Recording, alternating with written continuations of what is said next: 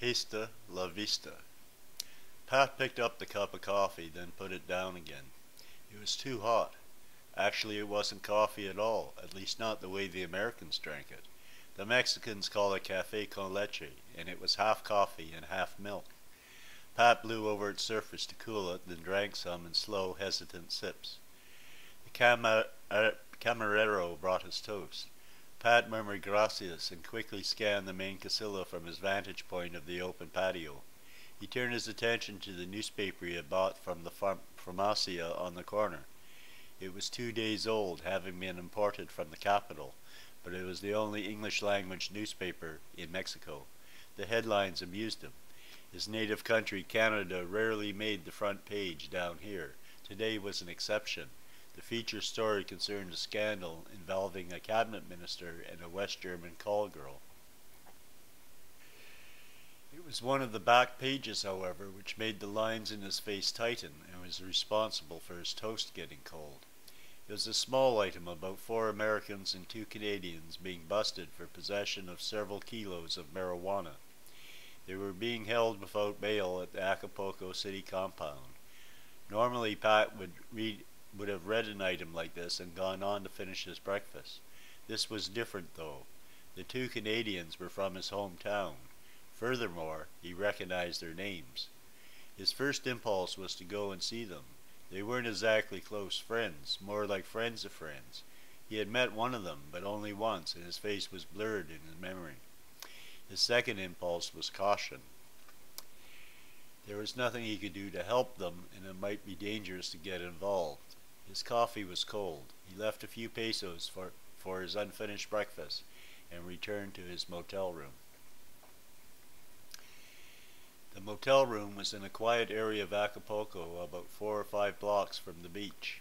Pat had been staying there for almost a month. He still had about $300 left, and with careful management he could stay here for another 3 or 4 months. Mexico was important to him. For the first time in his life he had an independent income and was living the adventurous life of an expatriate.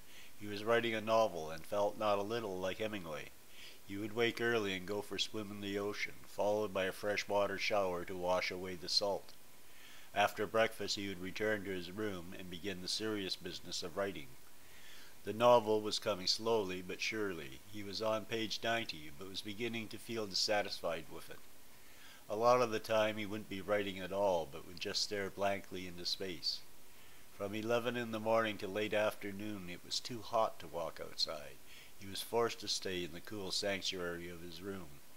The room fascinated him. A large tropical fan hung from the ceiling, and its blades rotated slowly with a dull, monotonous hum. The roof was covered with overlapping half-circle baked red clay pipes.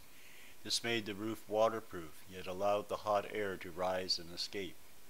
Similarly, the brick walls were latticed above head level, and the door was composed of horizontal slats at an angle to provide privacy, and yet allow a maximum amount of ventilation. The brick walls were whitewashed. The room was simple and bare. The only furniture was a bed, a desk, and a chair. On the average, he worked about 5 hours a day, and finished up when Richard came about 4 in the afternoon.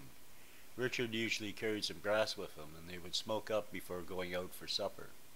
Richard was an American, originally from San Francisco, but had lived as an expatriate in Spain for several years. He received a check from the U.S. every month. Pat didn't know why. Richard never told him. Out of politeness, Pat never asked.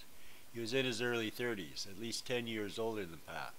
They had met in a bar his first week in Acapulco, and found out they shared a common love for cerveza, Mexican beer, chess, marijuana, and philosophy. Since then, they had spent almost every evening together. They sat down at a restaurant and ordered beefsteak and French patates frites and a couple of beers.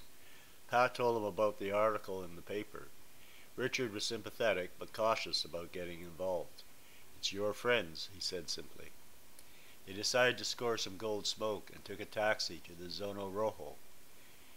The Zona Rojo was the red light district of Acapulco. It wasn't in Acapulco itself, which as a tourist center was kept surreptitiously clean, but on a hilly suburb in the nearby hills. Here everything was wide open.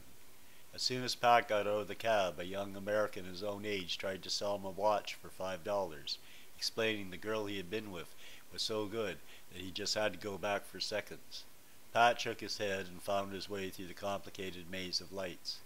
Several times they passed a brothel where the Rameras sat out front on wooden benches, some of them parting their legs and making lewd remarks and soft invitations. Right next door there is likely to be a small police station, and next to it a brothel identical to the first. Soon they left the main street and followed the narrow alleys. Joe lived in a two-room mud dwelling.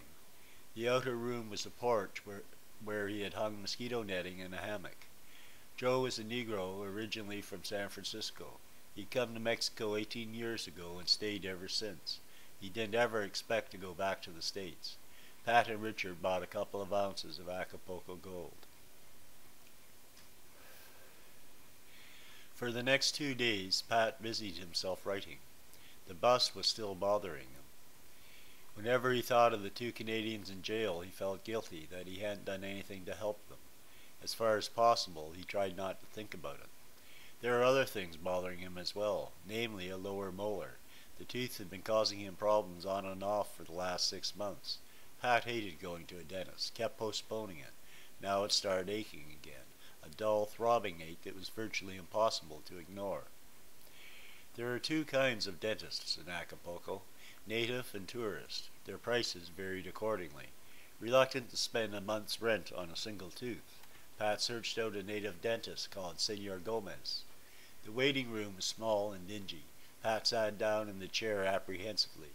His first misgivings came looking at an enamel bowl cluttered with bloody cotton wads on which several flies settled. Then, with horror, he saw the base of the drill had a foot pedal, which meant it was manually operated. Pat almost left then, but the dentist, acting extremely agitated, was chattering in Spanish. Pat didn't understand, but opened his mouth and pointed to the cavity which hurt. Unfortunately, his finger blocked the view of the dentist. They played a guessing game in which the dentist tapped a tooth with a metal instrument, and Pat shook his head yes or no. The dentist was still agitated and obviously not certain which tooth he was supposed to extract. Pat hurriedly apologized and headed for the nearest bar. In the morning he stopped at the Pharmacia to get a package of 222s and a copy of the Mexico City News. He ate breakfast as usual at the restaurant and skimmed through the pages of the newspaper while waiting for his coffee to cool. A Canadian middle-aged couple were claiming the Acapulco police had planted them with a single marijuana cigarette and attempted to extort $1,000 for dropping the charges. The indignant couple contacted the Canadian embassy, which secured their release. There was another article about the 4 Americans and 2 Canadians as well. It was almost identical to the first article. They were still being held in Acapulco.